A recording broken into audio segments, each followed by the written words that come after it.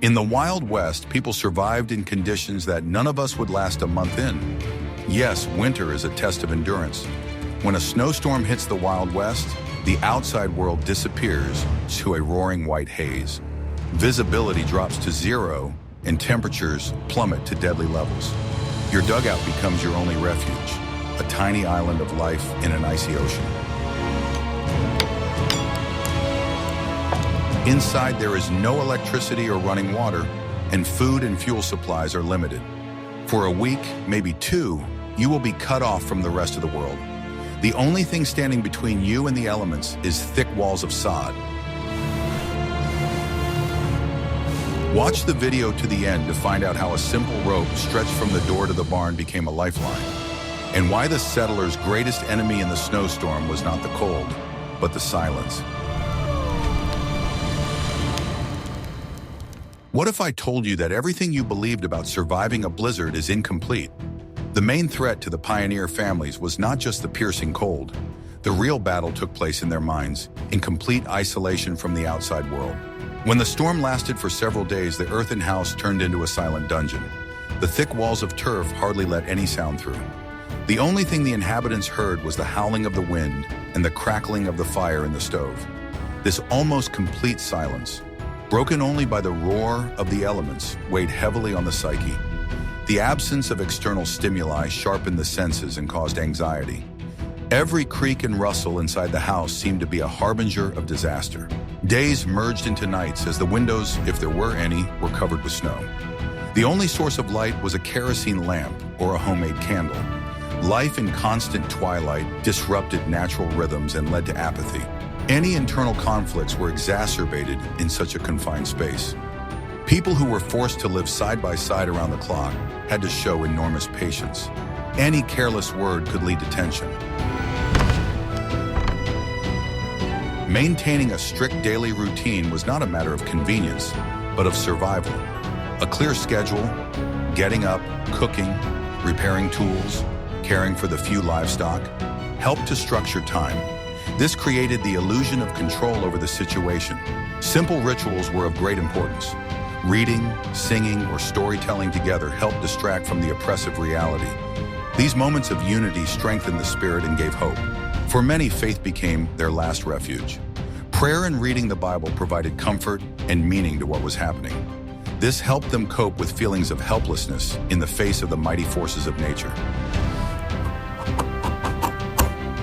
Surviving a snowstorm was a test not only of physical endurance, but also of psychological endurance. The ability to maintain clarity of mind and a positive attitude in complete isolation was no less important than a supply of firewood.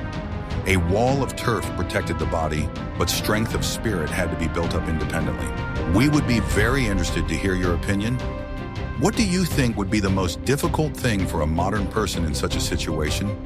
Physical deprivation or psychological pressure? Write about it in the comments. Are you ready to learn the truth about how a house was built that was both a fortress and living earth? The main building material for the settlers of the Great Plains was the landscape itself. The lack of trees forced them to turn to what was abundant: sod. This material, jokingly called Nebraska marble, consisted of tightly woven roots of prairie grasses and the top layer of soil. Areas with the thickest and oldest grass were chosen for construction. It was the root system that made the bricks strong. The harvesting process was laborious. A special plow was used to cut long strips of turf about 30 centimeters wide and 10-15 centimeters thick. These strips were then chopped into bricks about half a meter long. The walls were erected by laying these earthen blocks in 2 rows, similar to brickwork. The joints between the blocks in different rows did not coincide for greater strength.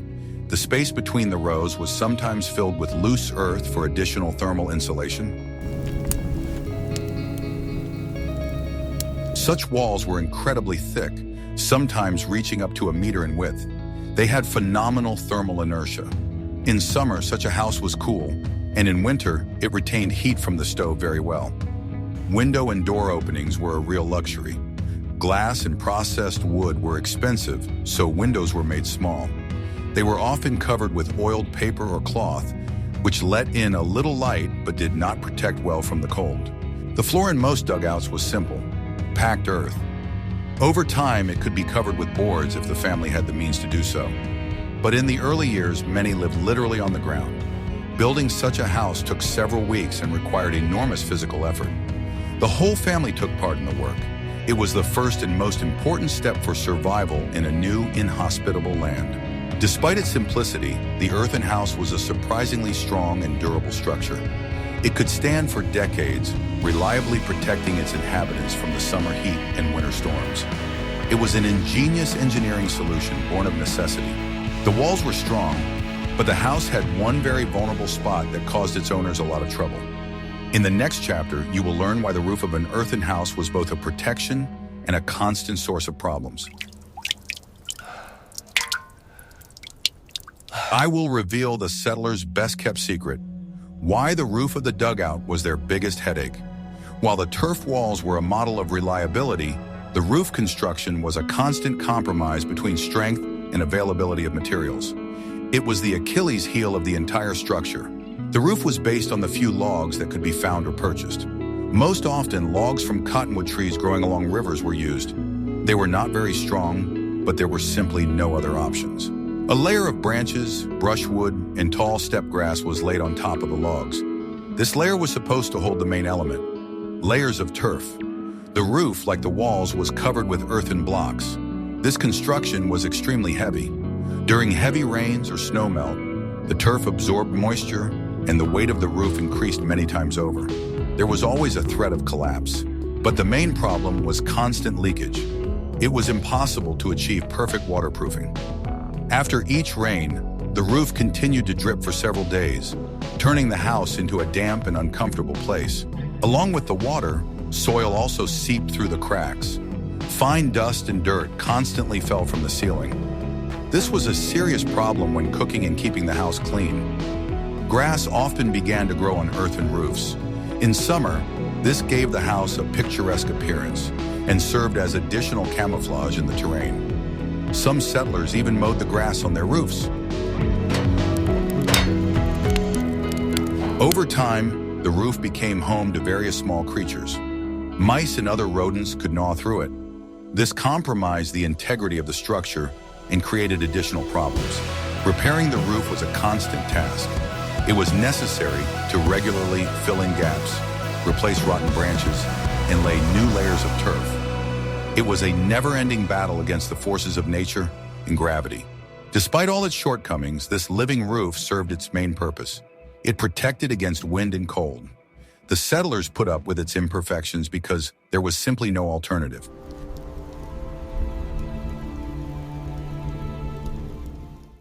What if I showed you how a mud house could become an oasis of warmth in the middle of an icy hell? When a storm hit, the only source of heat in the dugout was a cast iron stove. It was not just a heating device, it was the heart of the home, the center around which all life revolved. The main problem was fuel. On the endless plains where trees were rare, firewood was very expensive. Therefore, the settlers had to use what was available in abundance. The main type of fuel was kiziaki, dried bison dung. Women and teenagers collected it in the summer, stacking it in large piles near the house. Kiziaki gave off a lot of heat and burned with almost no smoke. When the dung ran out, tall steppe grass was used. It was tightly twisted into bundles and pushed into the firebox. This fuel burned very quickly, so someone had to constantly sit by the stove to keep the fire going. The stove was used not only for heating, all food was cooked on it. Bread was baked and soup was made from salted meat and dried vegetables. The smell of cooking filled the small space, creating a feeling of comfort.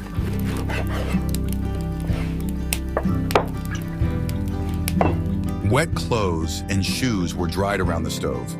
This was especially important during storms, when any trip outside resulted in people getting soaked to the skin. Dry socks and shirts were a real luxury. At night, they tried to keep the fire in the stove at a minimum to save fuel. The house cooled down, and the inhabitants had to sleep under several layers of blankets and skins.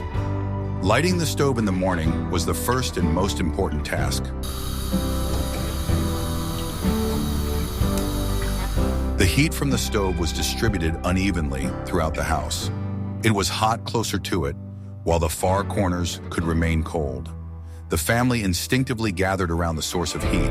The stove was the center of social life.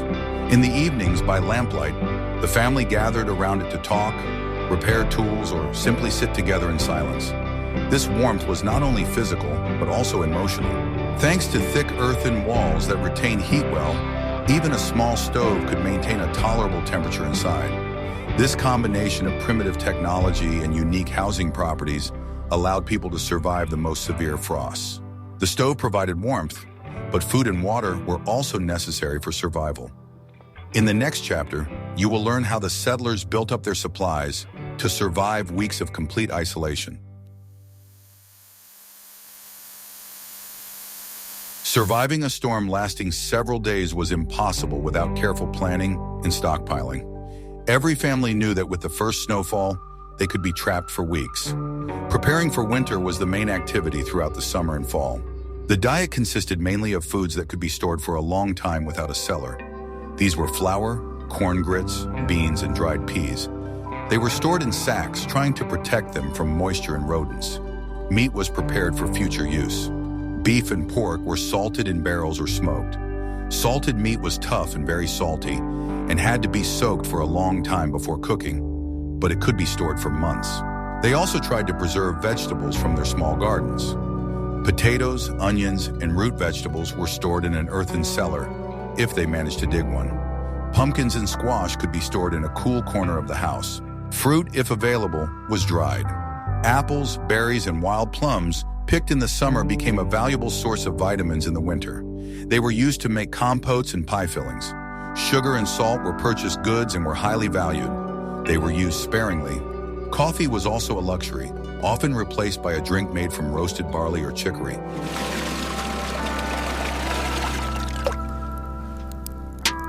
Water was a more complicated matter. If there was a well near the house, people would try to collect as much water as possible in buckets and barrels at the beginning of a storm. But often the well would be covered with snow. Then the only source of moisture was snow. It was collected in large cauldrons and melted on the stove. It was a laborious process, as a large bucket of snow yielded very little water. Rationing was the key to survival. The lady of the house kept a close eye on food consumption. Every piece of bread and every spoonful of flour was counted, because no one knew how long the isolation would last. Thriftiness and the ability to make do with little were the main virtues on the frontier. A miscalculation or spoiled supplies could lead to disaster. Each family was a garrison in its own fortress, besieged by a snowstorm.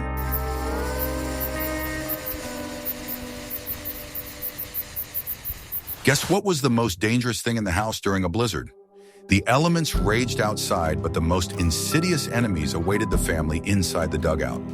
These threats were invisible and therefore even more dangerous. The main danger was the stove itself, which was the source of life. When any fuel was burned, especially dung or grass, carbon monoxide was released. In a small, poorly ventilated room, it could become a silent killer. Ventilation in dugouts was primitive. Often, the only way for smoke to escape was through a simple pipe leading through the roof. If the wind blocked the pipe with snow, carbon monoxide began to accumulate in the room. The symptoms of poisoning, headache, dizziness, nausea, could be mistaken for ordinary indisposition. People simply fell asleep and never woke up again. Therefore, experienced settlers always monitored the draft and tried to ventilate the room, at least for a short time. Another hidden danger was the roof itself. Under the weight of days of snowfall, it could collapse. The enormous mass of wet snow and moisture-soaked turf created a tremendous load on the wooden beams. The collapse of the roof would have been fatal. It meant not only physical danger, but also the instant loss of their only shelter. The house would have turned into an icy tomb in a matter of minutes. Therefore, the owner of the house constantly listened to the condition of the roof. Any suspicious creaking or sagging of the beams was a cause for alarm. Sometimes it was necessary to install additional supports directly in the living quarters. Another problem was darkness. Kerosene lamps and candles provided dim light and posed a fire hazard. One careless movement could lead to the ignition of straw bedding or wooden structures. A fire in a snow-covered dugout was tantamount to a death sentence. It would be almost impossible to extinguish it, and there was nowhere to run. Outside, certain death from cold awaited. Psychological stress was also an invisible enemy. Fear, claustrophobia, and uncertainty sapped strength. Maintaining calm and mutual support was critical to survival. Thus, the dugout was both a refuge and a source of mortal danger. Survival required constant vigilance and awareness of these hidden threats. Dealing with the dangers inside was difficult, but how did people navigate a world where there was nothing but white fog? In the next chapter, you will learn about a simple device that saved countless lives. The most frightening thing about a snowstorm was the complete loss of orientation. A phenomenon known as whiteout erased the horizon and all visible landmarks. It was possible to get lost just a few steps from your own home. Any need to go outside, for example, to get to the barn and feed the livestock, became a deadly undertaking. The wind knocked you off your feet and the snow blinded your eyes. Once you lost sight of your house, it was almost impossible to find it again. Stories of people freezing to death a few meters from their doorsteps were not fiction, but harsh reality. That is why every family used a simple but ingenious device, the road of life. It was a regular sturdy rope. One end was tied tightly to the door handle or a special post at the entrance to the house.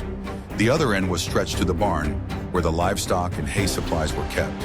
Before going out into the storm, a person would tie the rope around their waist or simply hold on to it tightly with their hand. Moving along this guide, they could reach their destination, and more importantly, find their way back. The rope was the only connection to the house, the only landmark in the chaos of the snowy elements. Letting go of it meant almost certain death. Even a short distance of 10 to 15 meters was insurmountable without it. Sometimes additional ropes were tied to the main rope, leading to a well or a woodpile. An entire navigation system was created, allowing vital tasks to be performed. These ropes were the arteries feeding a small island of life. The condition of the rope was constantly checked. It could be worn down by the wind or covered with a thick layer of ice. Its loss would be a disaster. This simple device is a striking example of how ingenuity and foresight helped people survive in extreme conditions. It did not require sophisticated technology, only an understanding of the real danger and common sense. The story of the guide rope is a story of how man found a way to withstand the elements. It teaches us that in the most difficult situations, the simplest solutions are often the most effective. When the storm dragged on indefinitely, the main task was to maintain some semblance of normal life. Maintaining a routine was a way to combat despair and apathy. Every day in snow captivity had to be filled with meaning and activity. The morning began with lighting the stove and preparing a meager breakfast. This was an important ritual that set the tone for the whole day. Hot porridge and chicory drink provided energy and a little warmth. After breakfast, work began. The men repaired tools, horse tack, and shoes. Any minor breakage left unattended could become a big problem after the storm ended. The women spun, sewed, or mended clothes. Fabric and thread were valuable, so every item was used to the last. Making or repairing clothes was not just work, but a contribution to the family's survival. If there were books in the house, they were read aloud by lamplight. This was one of the few entertainments and a way to distract from the howling wind outside. Often it was the Bible or inexpensive popular novels. A mandatory part of the day was going to the barn to take care of the livestock. This trip along the safety rope was risky, but the animals were too valuable to abandon. They were the key to the future harvest and a source of food. Lunch was the highlight of the day. Hot soup or stew cooked on the stove brought the whole family together. It was an opportunity to talk and support each other. From time to time, fuel and water supplies had to be replenished. This meant another trip outside to bring in an armful of twisted grass or fill a bucket with snow for kindling. Each such trip required effort and determination. The evening was a time of relative calm. The family gathered around the stove, and it was a time for stories, songs, or just quiet togetherness. These hours helped strengthen family bonds in the face of shared danger. This monotonous, repetitive routine was a psychological anchor. It left no time to give in to fear and idleness. In a world where time seemed to stand still, it was the daily routine that proved that life went on. For where 2 or 3 are gathered together in my name, there am I in the midst of them. After several days of continuous howling winds, there was a deafening silence. This was the first sign that the storm had ended. But escaping from the snow's grip was only the beginning of a new phase of struggle. The first task was to dig out the door. Often, the house was buried in the snow up to the roof.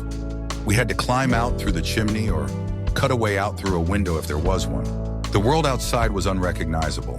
Huge snowdrifts completely changed the landscape. Some of them were several meters high, hiding small buildings and fences beneath them. The hard work of clearing the snow began. We had to dig tunnels to the barn, the well, and the fuel supplies. It was exhausting work that required all our strength. After freeing our own house, the first thing we did was check on our neighbors. If there was no smoke coming from the chimney of a neighboring house, it was cause for alarm. Mutual assistance was an unwritten law of the frontier. People set off on skis or snowshoes, risking falling into deep snow. They helped lonely neighbors or families who were in trouble. Often it was this help that saved lives. The aftermath of the storm was visible everywhere. Sometimes frozen livestock that had strayed from the herd was found under the snow. The loss of animals was a heavy blow to the farm, but the end of the storm also brought relief. The sun reflecting off the endless snow cover was blinding, but it gave hope. The worst was over. The air was frosty but clean and fresh. After several days spent in a stuffy room, the ability to breathe freely was perceived as a gift. Life slowly returned to normal. The danger they had endured together brought people closer. The community grew stronger. Everyone understood that they could not survive alone in this harsh land, and that the next storm could come at any moment. Let's summarize and understand why a turf house was such an effective shelter. Its unique properties were not the result of complex technology, but of a deep understanding of the laws of nature. It was the combination of these factors that made it an ideal fortress. The main secret was thermal mass. Thick earthen walls slowly accumulated heat from the stove and released it just as slowly. This created a stable microclimate inside, smoothing out sharp temperature changes outside. Turf was an excellent insulator. Air pockets in the soil and dense root systems prevented heat from escaping. In terms of its properties, a meter-thick turf wall was comparable to modern insulation materials. The design of the house was aerodynamic. The low, squat structure, often built on a hillside, offered minimal resistance to hurricane-force winds. The winds simply flowed around it without creating a destructive load. The earthen house was practically fireproof. The walls and roof made of earth could not catch fire. This was a huge advantage in conditions where it was necessary to constantly maintain an open fire in the stove. In addition, the dugout provided excellent sound insulation. Inside, the roar of the storm was almost inaudible. This helped to maintain psychological comfort and a sense of security. The building material was completely free and was right underfoot. This allowed even the poorest families to build reliable and warm housing. The economic factor was decisive for many settlers. A sod house was an example of perfect integration into the environment. It did not oppose nature, but became part of it. In summer, it blended in with the green prairie, and in winter, it was covered by a blanket of snow. Of course, such dwellings had their drawbacks, such as dampness and lack of light. But in the extreme conditions of winter, their advantages far outweighed their disadvantages. They were dwellings designed for survival. That is why this modest house made of earth and grass allowed people to settle and populate the Great Plains. It was not just a building, but a symbol of human resilience, ingenuity, and ability to adapt to the harshest conditions. We have seen that the survival of the pioneers in the snowstorm was a complex system where every detail mattered. From the unique design of the earthen house to the life-saving rope, from the strict daily routine to psychological resilience, it was all part of one big strategy for the struggle for life. These stories are not just facts from the past. They remind us of the incredible strength of the human spirit and the ability to find ingenious solutions in the most desperate situations. They teach us to appreciate the simple things: warmth, food, safety, and human connection. What other aspects of life and survival in the Wild West would you like to see in our next videos? Suggest your topics in the comments. And don't forget to subscribe to our channel so you don't miss out on new exciting stories.